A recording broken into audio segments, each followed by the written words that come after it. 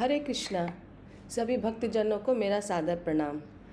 आज के शुभ तिथि पार्श्व एकादशी को परिवर्तनीय एकादशी या वामन एकादशी भी कहते हैं। इसकी महिमा बृहद वैवर्त पुराण में भगवान श्री कृष्ण एवं महाराज युधिष्ठिर के संवाद में वर्णित है। इस एकादशी के दिन शयन करते हुए भगवान विष्णु बाएं से दाईं ओर की ओर मुड़ते हैं, इसलिए इस एकादशी को पार्श्व एकादशी या पर्वतनीय एकादशी भी कहते हैं। इस कथा के मुख्य पार्थ हैं महाराज युधिष्ठिर, सत्यभामा माता हरे जी, कृष्णा। श्री कृष्ण भगवान, सुमन्ना गौरांगी माता जी, राजा बलि, बबीता माता जी और वामन देव निर्गुणा लीलांबरी माता जी। हरे कृष्णा। हे कृष्ण, हे मधुसूदन, भाद्र मास के शुक्ल पक्ष में आने वाली एकादशी का नाम क्या है? इस एकादशी का पालन कैसे करें और इससे क्या लाभ मिलता है? कृपया ये सब विस्तार पूर्वक बतलाइए। हे राजन, भाद्र मास के शुक्ल पक्ष में आने वाली एकादशी का नाम पार्श्व एकादशी है। यह शुभ एकादशी मोक्ष व पापों से मुक्ति प्रदान करती है।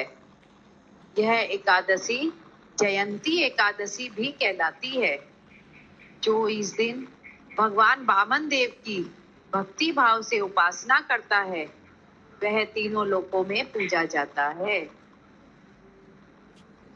हे कृष्ण, हे जनार्दन, आप कैसे शयन करते हैं और कैसे दिशा परिवर्तन करते हैं? जब आप शयन करते हैं तो लोगों को क्या करना चाहिए और आपने वामन अवतार क्यों लिया? कृपया बतलाइए। हे राजन, मेरा भक्त बलि महाराज त्रेता युग में रहता था। आसुरी कुल में जन्म ग्रहण करके भी वह मेरी नित्य उपासना करता था। वह ब्राह्मणों की उपासना भी करता था और यज्ञ करता था। वह इतना शक्तिशाली बन गया कि उसने स्वर्ग के राजा इंद्र को भी हराकर स्वर्ग का राज जीत लिया। इंद्र अन्य देवताओं तथा ऋषियों के साथ बलि को हराने के लिए मेरे पास सहायता के लिए आए।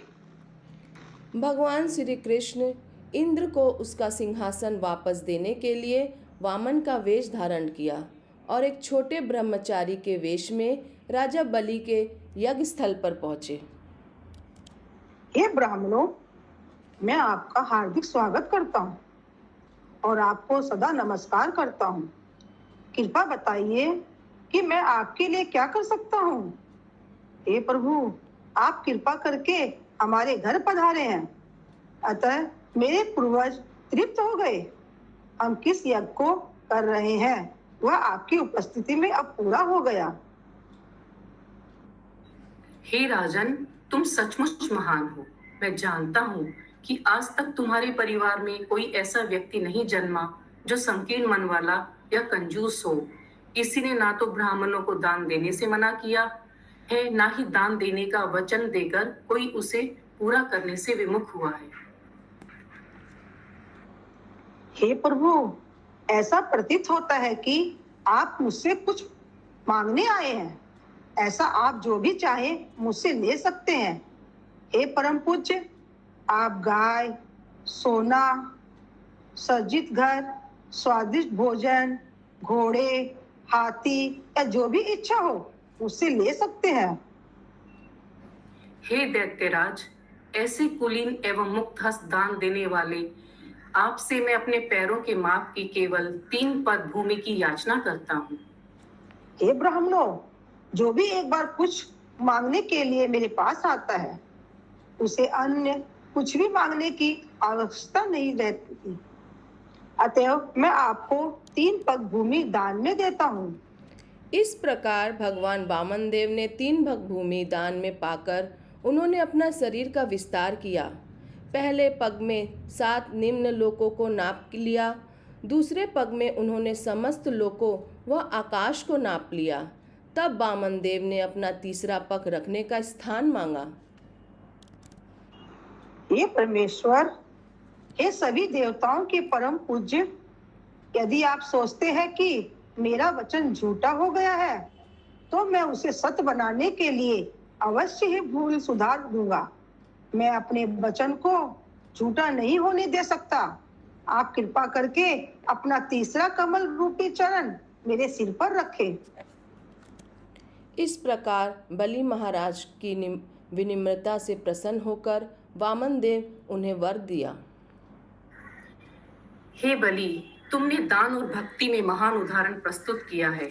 मैं नित्य तुम्हारे साथ रहूंगा। मैं तुम्हें सुतर लोक प्रदान करता हूँ, जहाँ मैं नित्य प्रहरी रूप में वास करूंगा। इस प्रकार भगवान श्री कृष्ण ने महाराज युधिष्ठिर को परिवर्तनीय एकादशी का महत्व श्रवण करवाया। हे राजन, कार्तिक मास में आने वाली इस एकादशी तक मैं क्षीर सागर में शयन करता रहता हूँ।